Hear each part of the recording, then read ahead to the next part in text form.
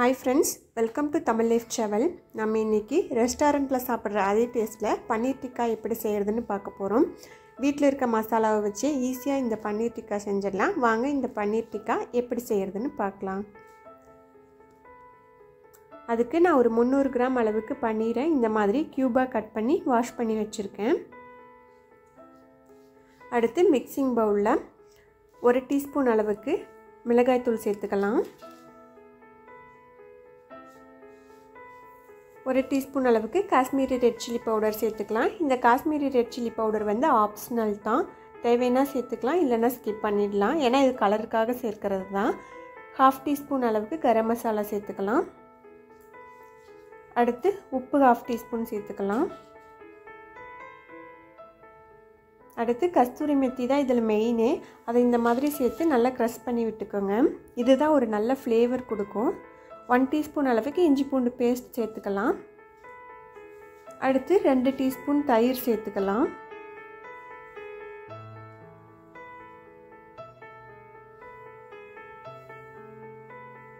தயிர் சேர்த்ததுக்கப்புறம் இதை நல்லா மிக்ஸ் பண்ணி விட்டுக்கலாம்.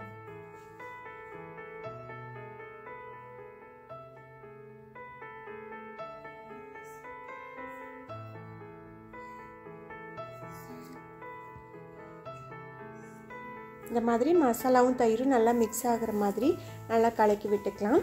கலக்கினதுக்கப்புறம் நம்ம எடுத்து வச்சிருக்க பன்னீரை இதில் சேர்த்துக்கணும்.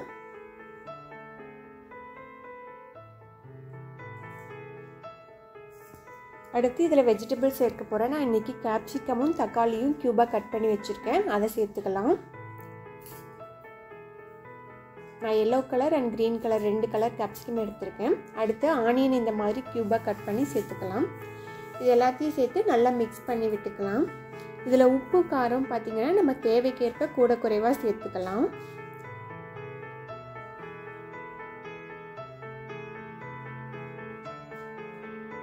இது போல் நல்லா கலந்து விட்டுட்டு ஒரு 5 மினிட்ஸ் இதை ஊற விட்டாலே போதும். நல்லா மசாலா கோட் ஆகிடும். 5 மினிட்ஸ்க்கு அப்புறம் நம்ம இதில் 2 டீஸ்பூன் அளவுக்கு ஆயில் சேர்த்துக்கலாம்.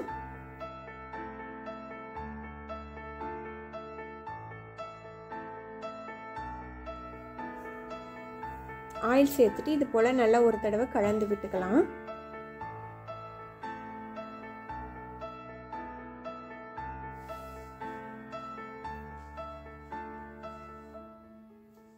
இது போல் நல்லா கலந்து விட்டதுக்கப்புறம் நம்ம இதை ஸ்டிக்கில் குத்திக்கலாம். இந்த மாதிரி நான் பார்பிக்யூ ஸ்டிக் எடுத்திருக்கேன். அதில் ஃபஸ்ட்டு ஒரு பன்னீர் எடுத்து குத்தி வச்சுக்கலாம். அடுத்து நம்ம சேர்த்துருக்க வெஜிடபிள் எல்லாத்துலேயும் ஒன்று எடுத்து சேர்த்துக்கலாம். ஃபஸ்ட்டு கேப்சிகம், அடுத்து ஆனியன்,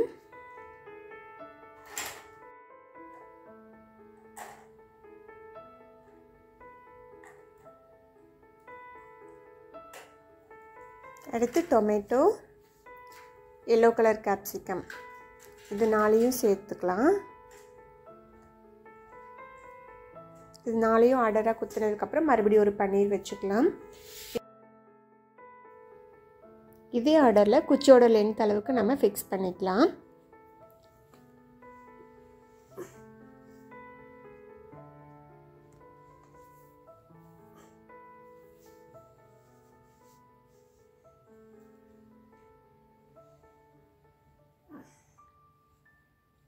பாருங்கள், ஒரு ஸ்டிக் நான் ரெடி பண்ணிட்டேன். இதே போல் மீதம் இருக்க எல்லா பன்னீரையும் நான் ஸ்டிக்கில் ஃபிக்ஸ் பண்ணிவிட்டு எப்படி இருக்குன்னு காட்டுறேன். பாருங்கள், இப்போ 4 ஸ்டிக் நான் ரெடி பண்ணிட்டேன். நல்லா சூப்பராக இருக்குது. இதை நம்ம ஏர் ஃப்ரையரில் வச்சு ஃப்ரை பண்ணிக்கலாம். அதுக்கு ஏர் ஃப்ரையரில் நான் ஒரு பட்டர் பேப்பர் சேர்த்துருக்கேன். சேர்த்ததுக்கப்புறம் நம்ம இதை எடுத்து வரிசையாக வச்சுக்கலாம். இதுக்கு எந்த ஆயிலும் நம்ம சேர்க்க தேவையில்லை. இது போல் எடுத்து ஃபிக்ஸ் பண்ணிடலாம். ஃபிக்ஸ் பண்ணதுக்கப்புறம் 180 டிகிரி செல்சியஸில் 15 மினிட்ஸ் நான் செட் பண்ணியிருக்கேன். ஒரு பாதி வெந்ததுக்கப்புறம் நம்ம இதை பாஸ் பண்ணி வச்சுட்டு ஒரு தடவை எடுத்து திருப்பி வச்சுக்கலாம். பாருங்கள், பாதி வெந்துருச்சு. இப்போ நான் பாஸ் பண்ணி வச்சுட்டு எடுத்து ஒரு தடவை திருப்பி வச்சுக்க போகிறேன்.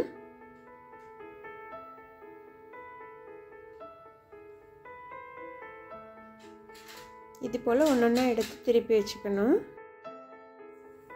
4 ஸ்டிக்கி இது போல் நல்லா திருப்பி வச்சதுக்கப்புறம் நம்ம இதை ஃபிக்ஸ் பண்ணிக்கலாம்.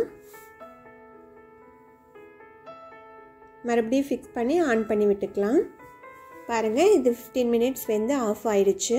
நம்ம இதை ஓப்பன் பண்ணி பார்க்கலாம். பன்னீர் நல்லா வெந்து வந்திருக்கு. இதை எல்லாத்தையும் எடுத்து ஒரு பிளேட்டுக்கு மாற்றிக்கலாம். பாருங்கள், சூப்பரான பன்னீர் டிக்கா ரெடி ஆயிடுச்சு. இது கடையில் சாப்பிட்ற அதே டேஸ்ட்லேயே இருந்துச்சு. வீட்லேயே செய்கிறதுனால ரொம்ப ஹெல்த்தியானது கூட. இதே போல் நீங்களும் செஞ்சு பார்த்துட்டு எப்படி இருக்குன்னு ஃபீட்பேக் சொல்லுங்கள். இந்த வீடியோ பிடிச்சிருந்துச்சுன்னா லைக் பண்ணுங்கள், உங்கள் ஃப்ரெண்ட்ஸ்க்கெல்லாம் ஷேர் பண்ணுங்கள்.